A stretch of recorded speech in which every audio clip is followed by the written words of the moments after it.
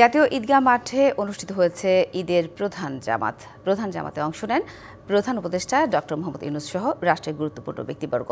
এ নিয়ে আরও জানাতে ঈদগাহ মাঠ এলাকা থেকে আমাদের সাথে যুক্ত হয়েছেন সহকর্মী মিজান আহমেদ।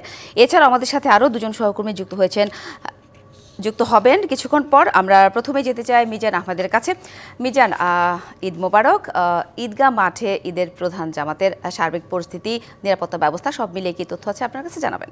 সাথে কিছুক্ষণ আগেই কিন্তু ঈদের জামাটি শেষ হয়েছে এবং সবাই কিন্তু ধর্মপ্রাণ মুসল্লিরা সবাই বের হচ্ছেন। আপনি যেমনটি দর্শকদের জানাচ্ছিলেন, প্রায় ৩৫,০০০ মানুষ যারা সমাজ, দেশ, রাষ্ট্রের সর্বোচ্চ পর্যায় থেকে সর্বনিম্ন পর্যায় পর্যন্ত সবাই এক কাতারে এক হয়ে মহান রবের কাছে কিন্তু তাদের সন্তুষ্টি কামনার জন্য তাদের যে কোরবানি, সে কোরবানি যেন কবুল করা হয় সেজন্য প্রার্থনা করেছেন যাতে সমাজে শান্তি ফিরে, দেশে শান্তি ফিরে। এবং কিছুক্ষণ আগেই কিন্তু একটি সংক্ষিপ্ত শুভেচ্ছা বক্তব্য দিয়েছেন প্রধান উপদেষ্টা ডক্টর মোহাম্মদ ইউনূস। তিনি খুব অল্প কথায় দেশবাসীকে ঈদের শুভেচ্ছাটি জানিয়েছেন। আপনি জানেন যে আত্মত্যাগের মহিমায় যেই কোরবানি ঈদুল আজহা, সেই ঈদুল আজহার আজকের সেই দিনটি এবং এই দিন ঈদের প্রথম আনুষ্ঠানিকতার প্রাণকেন্দ্র বলা যায় জাতীয় ঈদগাহ ময়দান। এখানে অনেকেই আছেন, একটু কথা বলবো তাদের সাথে। শিশুরাও রয়েছেন, যে তাদের আসলে আজকের যে দিনটা কেমন লাগলো বাবা? আমার অনেক ভালো লেগেছে। এই যে ওদেরকে নিয়ে আসছেন, কেমন লাগছে? আলহামদুলিল্লাহ অনেক ভালো লাগতেছে। আর এটা ওইটা না, কাপড় ধোয়ার একটাই সলিউশন, চাকা অল ইন ওয়ান। এটা আমার ভাই, এটা আমার মেয়ের জামাই, এটা আমার ছেলে।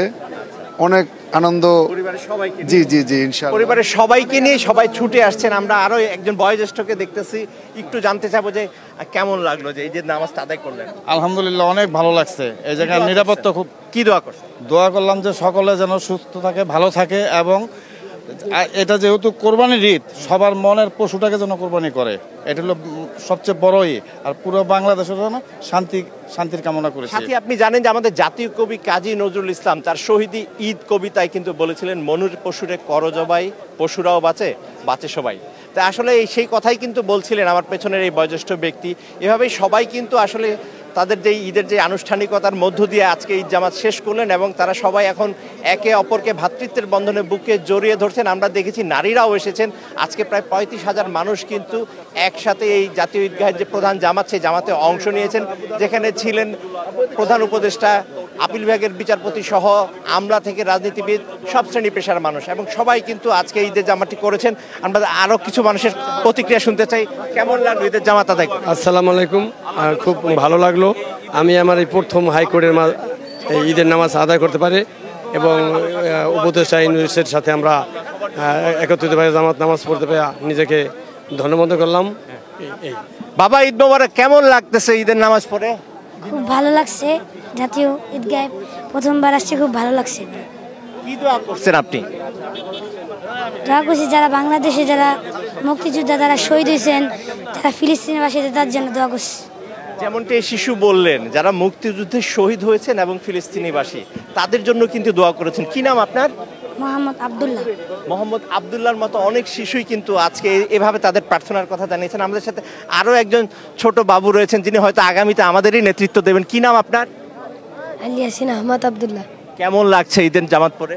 আলহামদুলিল্লাহ ভালো লাগছে। জোরে বলো। আলহামদুলিল্লাহ ভালো লাগছে। আচ্ছা, ওকে নিয়ে আসছেন, আপনার কেমন লাগছে? আলহামদুলিল্লাহ অনেক ভালো লাগছে। কি দোয়া করলেন? সবাই যেন সবাইকে নিয়ে ভালো থাকে, দেশের মানুষ, আর ঈদের এই ত্যাগের মহিমা যেন আমাদের ব্যক্তি জীবন, সামাজিক জীবন, রাষ্ট্রীয় জীবনে যেন সবাই যেন সবার সাথে সহমর্মিতার সাথে চলে, সহযোগিতা মনোভাব নিয়ে চলে, এবং সবাই যেন সবার সাথে ভালো আচরণ করে। এইটাই সাথে শুনছিলেন আপনি আর কি, তারা সবাই বলছেন যে আত্মশুদ্ধির যে চর্চা, যেটা পবিত্র ঈদুল আজহার মধ্য দিয়ে আমরা করে থাকি, সেটা যেন আসলে বাস্তবিক অর্থে আমাদের ব্যক্তি জীবন, সামাজিক জীবন, রাষ্ট্রীয় আচারে প্রতিফলিত হয়। তো এই ছিল আসলে জাতীয় ঈদগাহ থেকে ঈদের জামাতের যে সবশেষ তথ্য। ফিরে যাচ্ছি স্টুডিওতে সাথে আপনার কাছে। মিজান, আপনি থাকুন, নিশ্চয় পরবর্তীতে আরও তথ্য জানবো আপনার কাছ থেকে। ধন্যবাদ।